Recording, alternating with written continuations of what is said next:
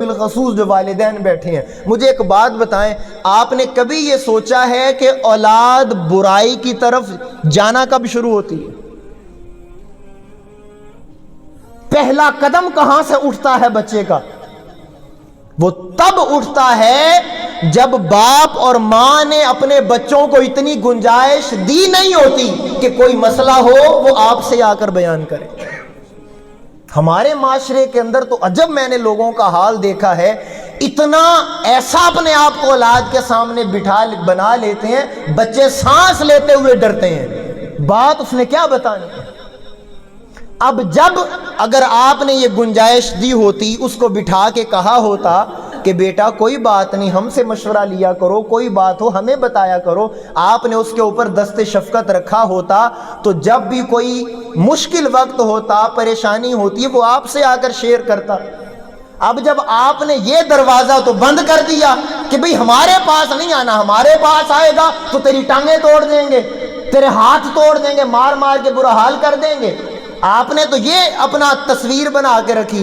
اب جب اس کے اوپر کوئی پریشانی آئے گی وہ کہاں جائے گا؟ وہ اپنی صحبت کو دیکھے گا کہ میری صحبت میں کون لوگ ہیں، میرے دوست یار، ان سے مشورہ کرے گا۔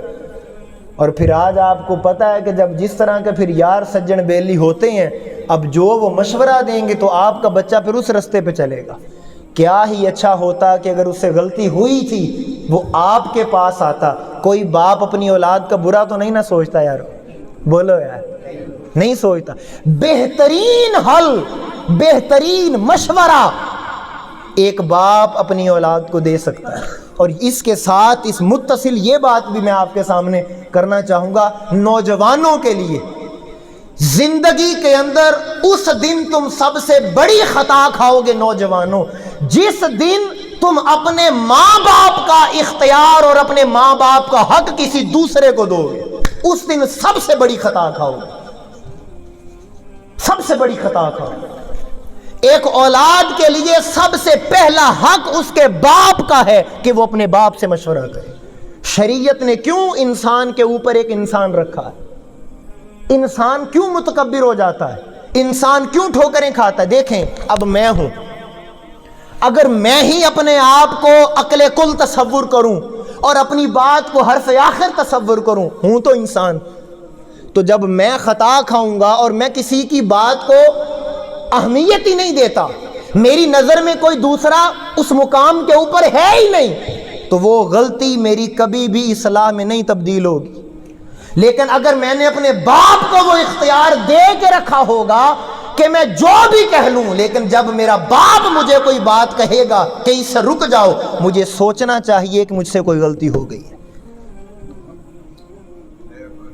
اور آج کیا ہے، آج ہم اپنے باپ کو سمجھانا شروع کر دیتے ہیں کہ آپ کو کیا پتا، آپ تو پرانے دور کے لوگ ہیں، ہمیں سارا کچھ پتا ہے۔ میں ایک جملہ کہوں گا، اس درد دل کو سمجھیے گا، اس درد دل کو سمجھیے گا۔ نادان جو یہ کہتا ہے اپنے ماں باپ کو کہ آپ تو پرانے دور کے لوگ ہیں، آپ کو کیا پتا دور جدید کے تقاضے، او چلیا او نادان، انگلی پکڑ کے جنہوں نے تجھے اس دور کے ساتھ چلنا سکھایا، تو آج انہی کو پرانا کہہ رہا ہے۔